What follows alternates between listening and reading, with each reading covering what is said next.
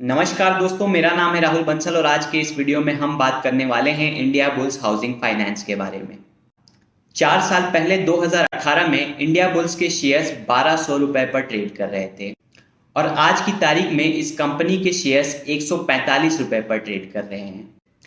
तो दोस्तों, आज की इस वीडियो में हम बात करेंगे कि इंडिया बुल्स के शेयर्स में इतनी ज़्यादा गिरावट क्यों आ रही है और साथ ही हम ये भी जानेंगे कि क्या करंट वैल्यूएशंस पर इंडिया बुल्स के शेयर्स खरीदने लायक हैं या नहीं। तो कहानी की शुरुआत होती है आईएलएनएफएस क्राइसिस से। आईएलएनएफएस एक एनबीएफसी है जो बड़े बड़े इंफ्रास्ट्रक्चर प्रोजेक्ट्स को फाइनेंस करती है और 2018 में इस कंपनी के एनपीएस बहुत ही तेजी से बढ़ने लगे और दिसंबर 2018 तक तो इस कंपनी के एनपीएस बढ़ करके 90% तक पहुंच गए थे।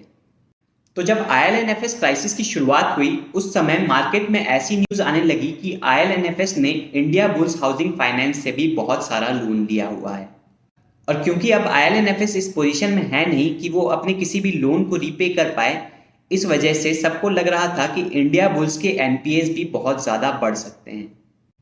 इसके अलावा और भी बहुत सारी न्यूज़ आ रही थी जिसमें बताया जा रहा था कि इंडिया बुल्स हाउसिंग फाइनेंस ने कई सारे ऐसे हाउसिंग डेवलपर्स को लोन दिया हुआ है जिनकी फाइनेंशियल कंडीशन बहुत ही खराब है और शायद ये डेवलपर्स भी अपने लोन्स रीपे नहीं कर पाएंगे। और उस समय ऐसा एस्टिमेट किया जा रहा था कि इंडिया बुल्स हाउसिंग फाइनेंस के एनपीएस बहुत ज़्यादा बढ़ सकते हैं और इन स्पेकुलेशंस की वजह से इंडिया बुल्स हाउसिंग के शेयर प्राइसेस 2019 तक लगातार गिरते रहे। 2019 में इंडिया बुल्स के शेयर प्राइसेस 1200 रुपए से गिर करके 700 रुपए तक पहुंच गए थे। पर 2022 आ गया है और अभी तक इंडिया बुल्स हाउसिंग के ग्रॉस मार्जिन्स में कोई भी मार्जिनल चेंज आया नहीं है। ठीक है, तो 2019 तक तो कंपनी के शेयर प्राइसेस 40% तक गिर गए। पर इसके बाद एक इंटरेस्टिंग खबर सामने आई। कंपनी के प्रमोटर्स के अगेंस्ट सुप्रीम कोर्ट में एक पिटीशन फाइल की गई।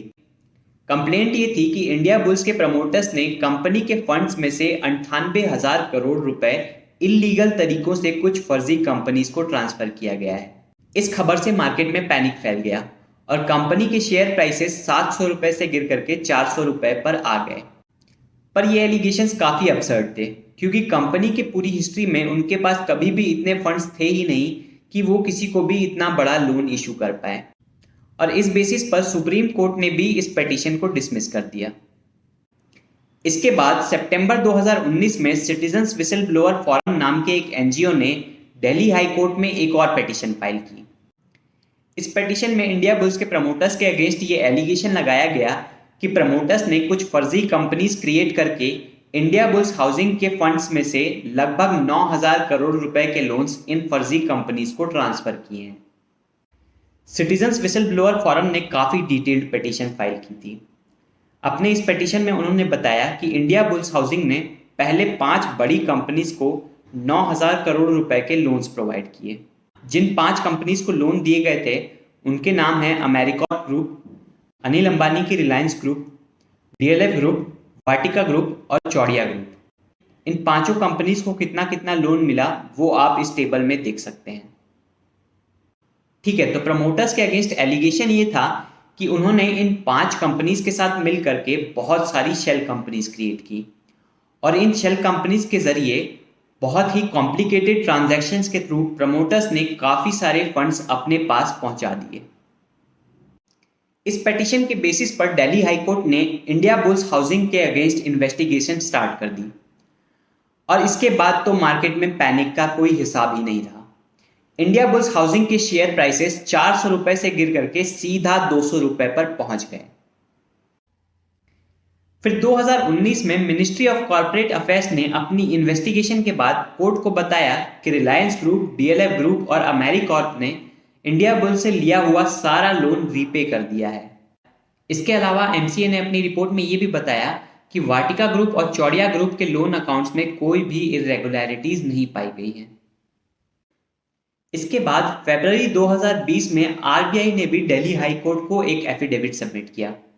अपने इस एफिडेविट में आरबीआई ने इंडिया बुल्स के प्रमोटर्स के अगेंस्ट कोई भी वायलेशंस रिपोर्ट नहीं किए और साथ ही आरबीआई ने यह भी बताया कि इंडिया बुल्स और उसके प्रमोटर्स के अगेंस्ट फाइल किया गया पिटीशन मेंटेन नहीं किया जा सकता। इसके साथ ही आरबीआई ने दिल्ली हाई कोर्ट को एक काउंटर एफिडेविट भी सबमिट किया था। इस काउंटर एफिडेविट में आरबीआई ने कोर्ट को बताया था कि पिटीशन में मेंशन की गई सारी ट्रांजैक्शंस को वो ट्रैक नहीं कर सकती, क्योंकि पिटीशन में जिन शेल कंपनीज की बात की गई थी वो आरबीआई के परव्यू में नहीं आती हैं। मतलब ये कंपनीज आरबीआई से रजिस्टर्ड नहीं हैं, इसलिए इन कंपनीज के थ्रू होने वाली ट्रांजैक्शंस को आरबीआई ट्रैक नहीं कर सकती। पर जो भी डेटा आरबीआई के पास अवेलेबल है उसके बेसिस पर कोई भी लॉ वायलेट नहीं हुआ है। तो मिनिस्ट्री ऑफ कॉर्पोरेट अफेयर्स और आरबीआई की इन्वेस्टिगेशन में इंडिया बुल्स और उसके प्रमोटर्स के अगेंस्ट कोई भी सॉलिड एविडेंस नहीं मिला, इसलिए ये पूरा मामला नॉर्मल होता हुआ सा नजर आ रहा था। पर अप्रैल 2021 में आशुतोष कांबले, जो कि इंडिया बुल्स के शेयर होल्डर हैं, उन्होंने एक एफआईआर फाइल की।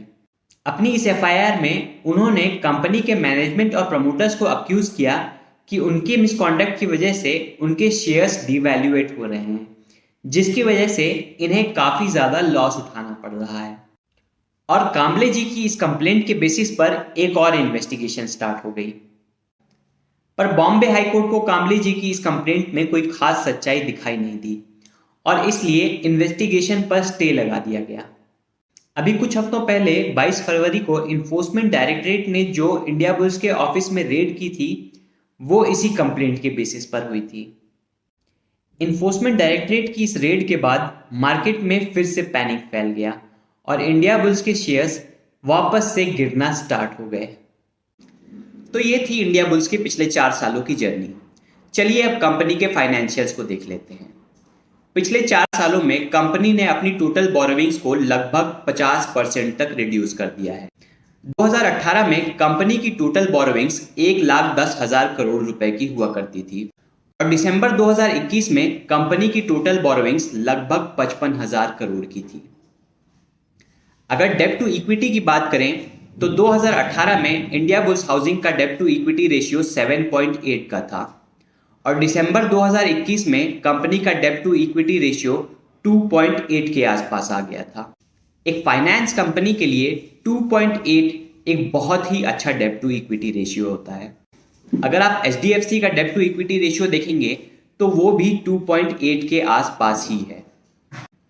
अगर कंपनी का कैपिटल एडिक्वेसी रेशियो देखें तो पिछले 4 सालों में कंपनी का एडिक्वेसी रेशियो 21% से बढ़ करके 31% पर आ गया है। कैपिटल एडिक्वेसी रेशियो बेसिकली हमें यह बताता है कि कंपनी अपने फाइनेंशियल एसेट्स को कितनी इजीली लिक्विडेट कर सकती है।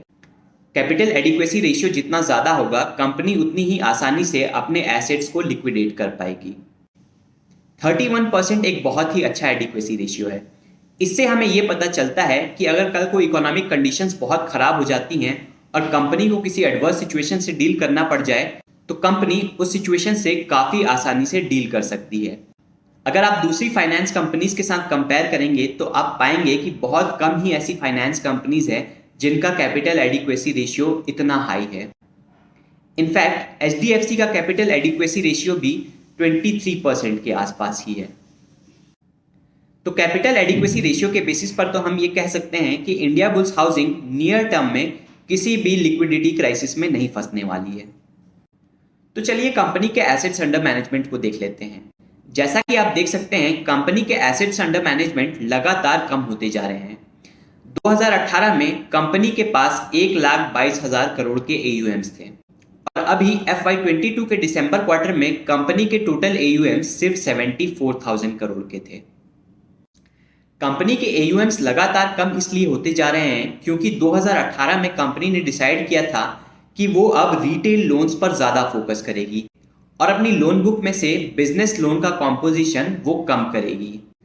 तो जैसा कि आप इस चार्ट में देख सकते हैं 2018 में कंपनी के टोटल लोन्स में से 35% लोन्स बिजनेसेस को दिए गए थे और अगर हम FY22 के दिसंबर क्वार्टर के लोन कॉम्पोजिशन को देखें तो कंपनी ने सिर्फ 15% लोन्स ही बिजनेसेस को दिए हुए हैं। कंपनी अपने लोन पोर्टफोलियो में से बिजनेस लोन्स को कम इसलिए कर रही है क्योंकि रिटेल लोन्स के कंपैरिजन में बिजनेस लोन्स काफी रिस्की होते हैं। तो कंपनी ने जो डिसीजन लिया है बिजनेस लोन्स को कम करने का वो एक्चुअली में काफी अच्छा डिसीजन है।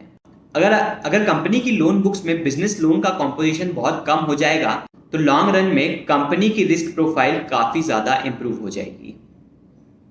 तो जैसा कि हम जानते हैं, किसी भी फाइनेंस कंपनी की इनकम उसके लोन से आती है, और क्योंकि पिछले 4-5 सालों से इंडिया बुल्स का एसेट अंडर मैनेजमेंट लगातार कम होते जा रहा है, इस वजह से उसके रेवेन्यूज भी लगातार डिक्लाइन होते जा रहे हैं। तो कंपनी के बिजनेस में कोई भी प्रॉब्लम नहीं है, जस्ट बिकॉज कंपनी ने अपनी स्ट्रैटेजी चेंज कर दी है, इस वजह से उनकी इनकम पिछले 4-5 सालों से कम होती जा रही है। और कुछ क्वार्टर्स के बाद कंपनी जब अपने बिजनेस लोन्स को कम करना बंद कर देगी तो उसके रेवेन्यूज वापस से स्टेबल होने लग जाएंगे। तो हमने ये देख लिया कि कंपनी की फाइनेंशियल कंडीशन बहुत अच्छी है और उसके बिजनेस के फंडामेंटल्स में भी कोई प्रॉब्लम नहीं है। चलिए अब कंपनी की वैल्यूएशन के बारे में बात कर लेते हैं। दिसंबर 2021 में कंपनी की टोटल बोरोविंग्स 65,900 करोड़ की थी और कंपनी के टोटल फाइनेंशियल एसेट्स 81,900 करोड़ के थे। तो थ्योरेटिकली स्पीकिंग, अगर कोई इंडिया बुल्स हाउसिंग फाइनेंस को अक्वायर कर लेता है तो सारे डेब्ट्स को रीपे करने के बाद उसके पास कुछ 16,000 करोड़ के नेट एसेट्स बचेंगे। इंडिया बुल्स हाउसिंग के एनपीएस 1285 करोड़ के हैं। तो जो 16,000 करोड़ के नेट एसेट्स हैं उसमें से 1285 करोड़ के एनपीएस को रिमूव कर दें तो लगभग 14,700 करोड़ के गुड एसेट्स बचेंगे। और कंपनी के प्रमोटर्स के अगेंस्ट ये एलिगेशन था, उन्होंने 5 कंपनीज को 9,000 करोड़ रुपए इलीगल तरीकों से दिए हुए हैं। पर मिनिस्ट्री ऑफ कॉर्पोरेट अफेयर्स की इन्वेस्टिगेशन के बाद ये पता चला कि इस 9,000 करोड़ के लोन में से लगभग 3,000 करोड़ के लोन्स वापस आ गए हैं।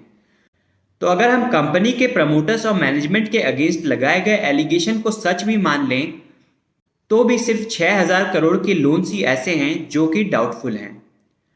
तो कंपनी के गुड एसेट्स में से अगर हम इस 6,000 करोड़ के डाउटफुल एसेट्स को हटा भी दें तो भी हमें 8,700 करोड़ के एसेट्स मिलेंगे। अभी इंडिया बुल्स हाउसिंग के लगभग 46.5 करोड़ शेयर्स आउटस्टैंडिंग हैं। तो एक शेयर को खरीदने पर हमें इंडिया बुल्स के लगभग 185 रुपए के एसेट मिलते हैं और अभी इंडिया बुल्स के शेयर प्राइसेस लगभग 140 के आसपास चल रहे हैं। तो अगर हम वर्स्ट केस सिनेरियो भी अज्यूम करके चलें तो भी इंडिया बुल्स के शेयर्स पर हमें लगभग 20% का डिस्काउंट अभी मिल रहा है। पर हमें एक बात ध्यान रखनी चाहिए कि हमारे पास जो भी डेटा अवेलेबल है वो हमें कंपनी के मैनेजमेंट ने ही प्रोवाइड किया है, और अगर कंपनी के मैनेजमेंट के एथिक्स ही क्वेश्चनेबल हैं तो हम उनके दिए हुए डेटा पर कैसे ट्रस्ट कर सकते हैं। इसलिए इस तरह की कंपनीज में ज़्यादा एक्सपोजर अच्छा नहीं है और इसीलिए मैंने इंडिया बुल्स में ज़्यादा बड़ी पोजीशन नहीं ली हुई है। मेरे ओवरऑल पोर्टफोलियो का एक बहुत छोटा सा पार्ट ही इंडिया बुल्स में इन्वेस्टेड है। तो ये थी मेरी इंडिया बुल्स की थीसिस। अगर आप इंडिया बुल्स हाउसिंग फाइनेंस में इन्वेस्ट करने का सोच रहे थे या फिर करेंटली इस कंपनी में इन्वेस्टेड हैं तो उम्मीद करता हूं कि आपको इस वीडियो से कुछ मदद मिली होगी। तो अगर आपको ये वीडियो इन्फॉर्मेटिव लगा हो तो लाइक बटन को दबा करके हमारे चैनल को सपोर्ट ज़रूर करिएगा और फ्यूचर में हमारे कंटेंट के अपडेट्स पाने के लिए सब्सक्राइब बटन को दबाना न भूलिएगा। और एक बात ज़रूर ध्यान रखिएगा कि ये वीडियो किसी भी तरह का स्टॉक रिकमेंडेशन या इन्वेस्टमेंट एडवाइस नहीं है। कोई भी इन्वेस्टमेंट डिसीजन लेने से पहले अपनी ड्यू डिलिजेंस ज़रूर कर लीजिएगा। मैंने अपनी रिसर्च में जो भी सोर्सेज यूज़ किए हैं उनका लिंक मैंने डिस्क्रिप्शन में अटैच कर दिया है। आशा करता हूँ आपको ये वीडियो पसंद आया होगा। इसी के साथ अलविदा लेना चाहूँगा। नमस्कार।